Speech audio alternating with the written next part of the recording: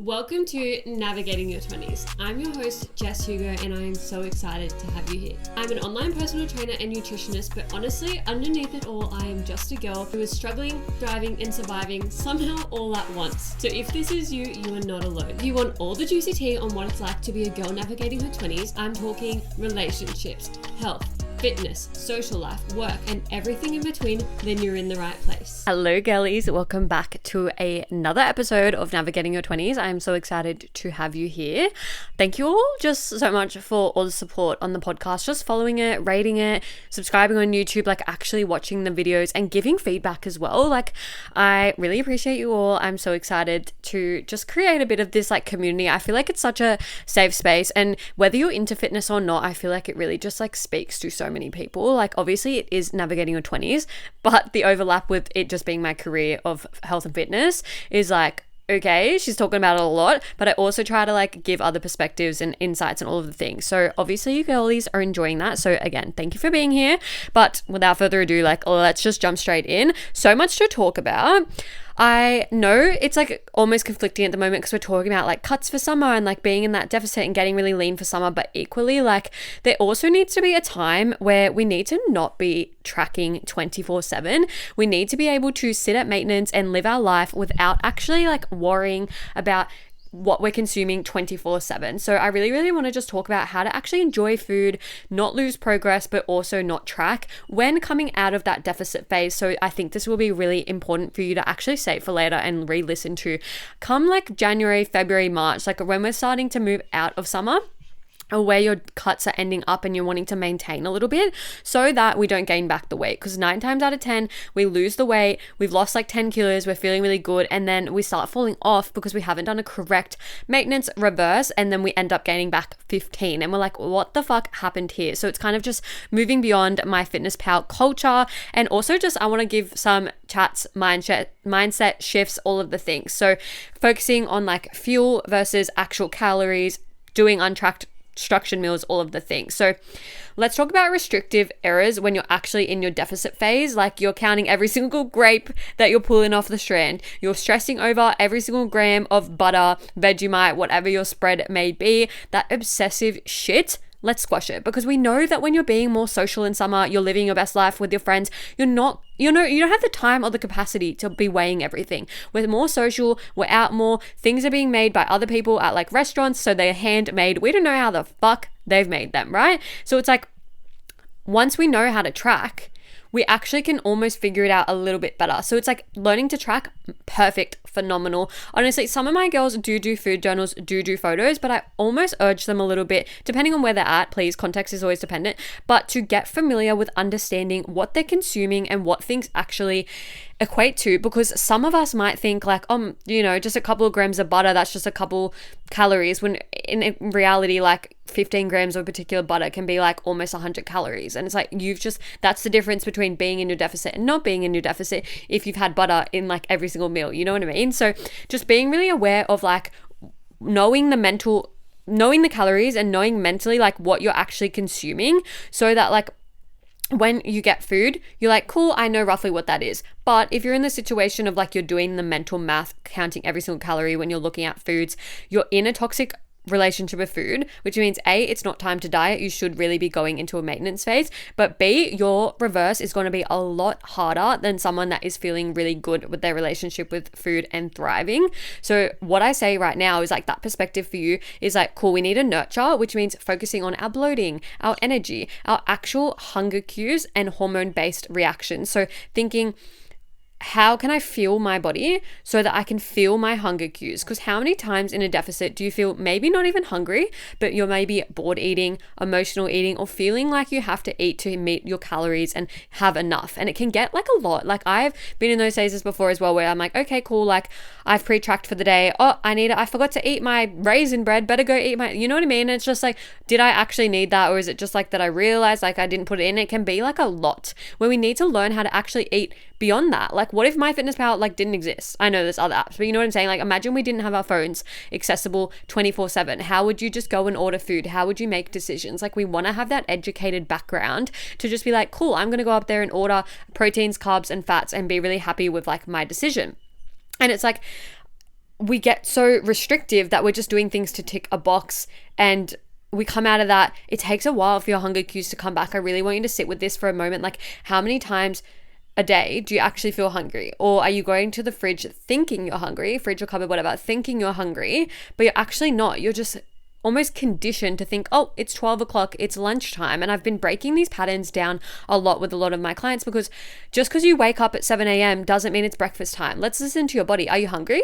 Some days I wake up so hungry, some days I'm not hungry. And so if I'm not hungry, I may as well just push it out a little bit, because I probably will get hungry later. So I'm actually helping my later self out by pushing it back a little bit. And I'm not saying, please don't get it twisted, I'm not saying get actually fucking starving and push it out. But no, if you're waking up, you're in a rush and you're shoveling it in, one, you might not even be hungry. Two, you haven't just been intentional with your food. You haven't chewed it. You haven't actually like consumed it. You haven't digested it properly because you've just gone so quick. Slow down.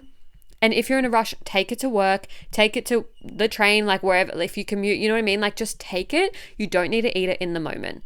That is like a really big lesson. I feel like I'm always preaching with my girls, because again, when you're in a maintenance phase and calories aren't that big of a deal because you're not trying to keep seeing the scale go down, you want to be across how your body is feeling, reacting meaning bloating, energy, brain fog, all of the things. And it's like, I have a bit of an example here, but with one of my clients, her bloating and gut issues have basically disappeared since we've been working on this, because she's changed jobs as well, which was a major factor. I want to, of course, add context. She was really, really stressed at her other job. So with the reduction of stress, her bloating did go down a bit, but it was still very prominent. She was still very much having gut health issues, struggling to go regularly, all of the things. So we kind of worked behind the scenes, adding in a pre-workout meal because she wasn't having anything before sessions, ensuring there was a balance of fiber in her day, getting enough fruit and veg, ensuring that if she didn't hit her veg at the minimum, getting a piece of fruit in, or having snacks that have fiber in them, which is like, when I say snacks, even like bread that has fiber, pasta has fiber, you know what I mean? But just being really conscious of like not just always eating out, because we can like go and have like a McDonald's meal, right? And we'll think, oh, I've got so much fiber, like the chips, blah, blah, blah. But like, is that our best source of fiber? No. Is that going to make us feel more backed up? Yes. So just being really conscious with decisions. And then also she was taking a medication, and like it was like a fiber supplement for her gut health to kind of regulate things, and we've just completely come off it because we've really got to that point where her gut health is 10 out of 10. She's looking really lean now compared to before, just because of her bloating really getting reduced. And it's like, with bloating comes, as I said, brain fog, constant body checking, feeling uncomfortable in your clothes, getting, you know, when your socks are really this happens to me a lot, your socks are really like tight when you wear the high socks, and then you get the compression lines of like them like going into your body, but with all your clothes. So like your waist, your jeans are like into your skin, and it's so uncomfortable. We're not supposed to live like that. We are not. If that is what's happening to you right now, that is not normal. It can be normal sometimes with like, for example, I ate this massive pasta dish for dinner the other night. Like I went out and ate this massive dish of like creamy fucking carbonara, bitch. And I added, first of all, sorry for the story time, I added chicken. They charged me $8 for the chicken. And I was like, this was not $8. I can get almost a whole Woolies chicken for $8. Criminal. Anyway, sorry. I digress. But afterwards, my jeans were quite tight because I'd eaten such a heavy meal. If that is like the situation, fine. But if you're going to work in the morning and that's already happening, what the hell? You haven't eaten anything since the night before. Why is that? Like, you know what I mean? You're bloated. You're lethargic. All of the things. And we really need to nip it in the bud with your gut health. Gut health, really important. Anyway, so this is another story, but this goes with this. So I actually follow a girl on TikTok, and I don't know her, never spoken to her, don't know anything about her. She's just an Aussie. I don't even know if she lives in Sydney, but she's just an Aussie girl, and she's only 17, maybe 18, freshly 18. And she posts what I eat in a day, and I follow her just because she's shredded at like 17 or 18, right? Like she looks really, really great, and I can tell that she has struggles with body dysmorphia. Oh my gosh, sorry. Just the way she comes across in her content. But I just wanted to follow her because she is doing really, really well. I don't engage. I just follow and watch.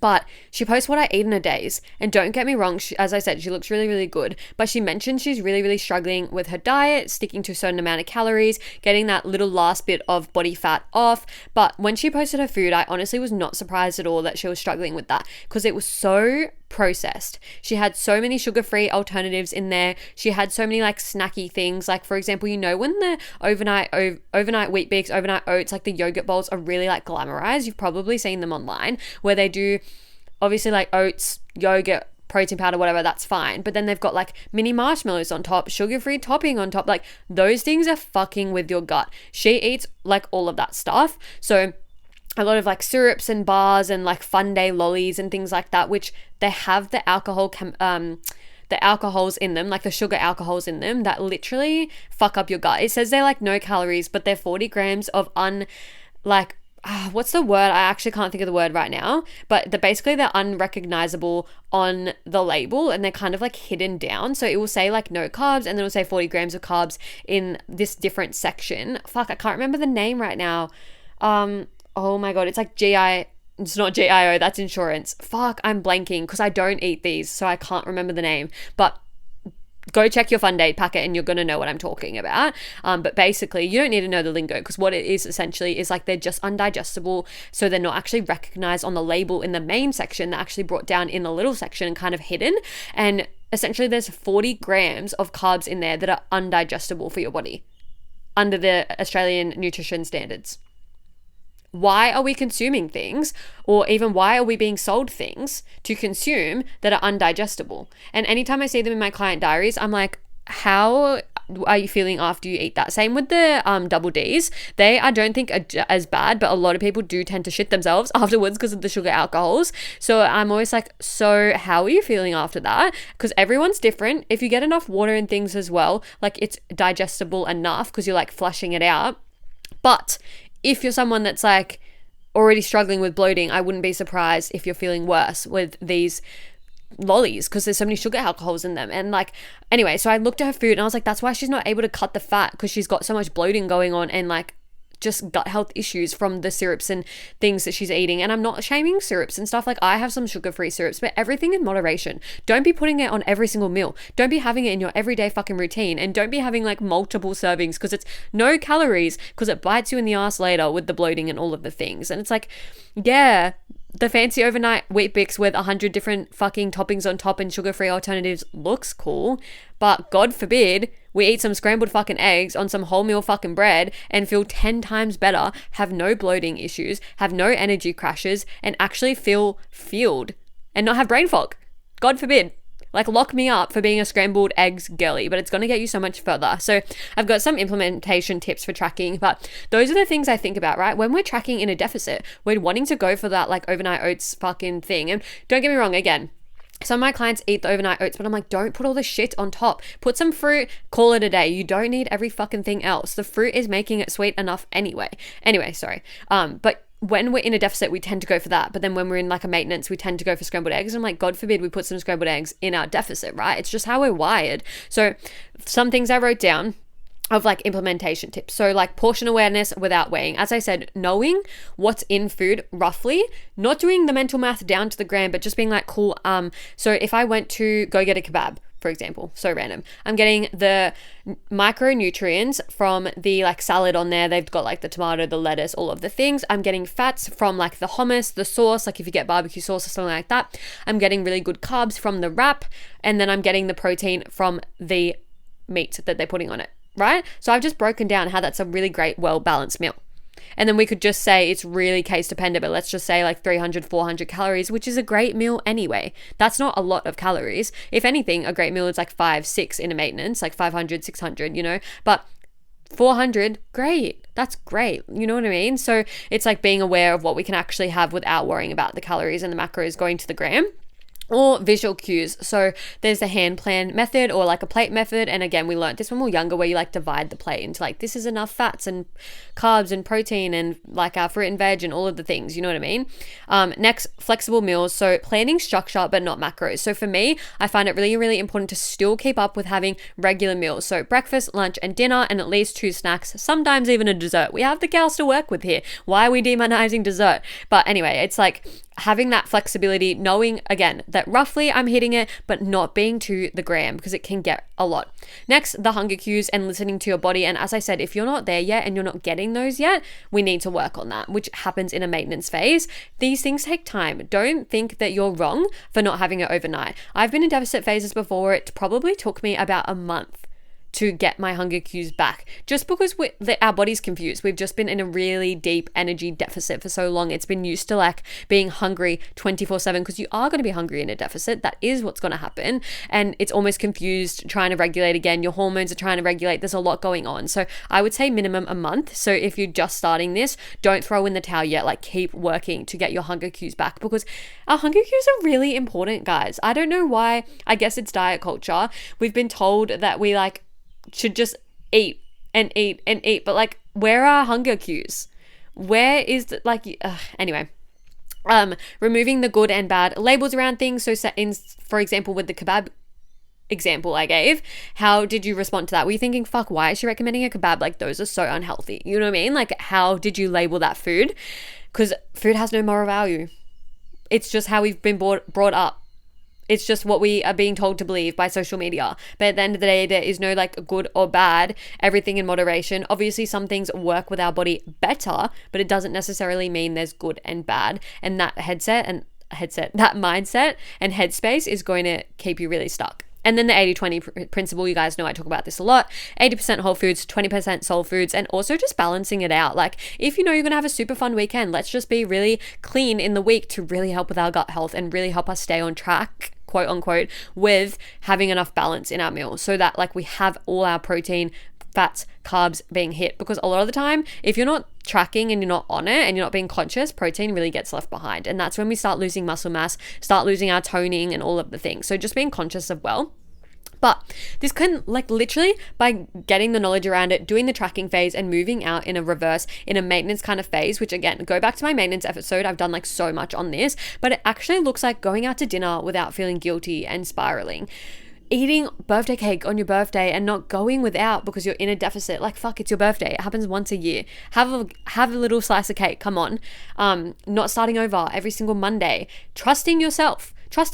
We literally put so much trust into MyFitnessPal. God forbid we actually have enough knowledge to be able to make a decision for ourselves. We do. We don't need to rely on MyFitnessPal 24/7. You actually know more than you think. Your brain just convinces you don't, because you're always spiraling, self-sabotaging, and feeling guilty. And lastly, your body composition can still change in a maintenance phase, which I could yap on this for days. You already know that in the whole other episode, but don't just think that you're not able to look different because you're in a deficit. My body shape changes the absolute most in my maintenance phase, and then we peel back the layers with the deficit later on. But you actually need to do the work in the maintenance phase. And it's actually funny because I didn't have this, and I recently just introduced this new phase for toned and trendy girls, where if they've completed toned and trendy and they feel like they're ready to take a step off the gas, they can actually go into a maintenance phase with me. So like, this is not public. No one can get it other than girls that have already been in already been in toned and trendy. But I was like, I really wanted to implement this to ensure that I kind of like had a phase for my girls to be able to like step back, but still have their hand held in the sense of having those calories there, but not needing to track for them, having that programming there so we can keep up that structure and routine, having the steps, you know what I mean? So I recently did that just for the girls in my world. But as I said, it's only for girls that have been in toned and trendy. So like, you can't get it otherwise. But I just think it makes so much sense. So it's like that there's such a gap right now where there's no one else offering, like, for where can you go beyond your weight loss phase? And if you're not needing that high touch point, you know what I mean? So that's kind of why I've transitioned and done this, which is really, really cool. But anyway, I hope you guys enjoyed this episode, and you're going to go into kind of the new year, but like February, March, with the intention of taking a little break from MyFitnessPal, not tracking, and just backing yourself, because you do know what you're doing. You do know how to do it. You just get lost in the mix because you stop doing everything at once, which is exactly why I kind of brought in this maintenance phase, right? Because you're in one-to-one, you're doing everything, and then you stop. And then you have no routine, you have no food, like nothing's going on, right? So it's like bridging that gap of like, how can we reverse properly out of that phase? How can we step back from tracking, but be really across what we're doing? Anyway, I hope you guys enjoyed this episode. If you did enjoy it, rate the podcast 5 stars, follow along, subscribe on YouTube. You know what to do. Help us grow the community over here. But I love you all. Thank you for listening in, and I hope this really, really helped you with your next season of health and fitness. I will catch you all in the next one. Mwah. That's a wrap on another episode of Navigating Your 20s. Thank you so much for joining me and taking the time to listen. If you enjoyed the conversation, vibes, and got something out of today, please feel free to send me a DM with any key takeaways and feedback, or share on your socials and tag me so we can connect. If you liked today's episode and you're wanting more from me, you can find me on all socials at success.withjess.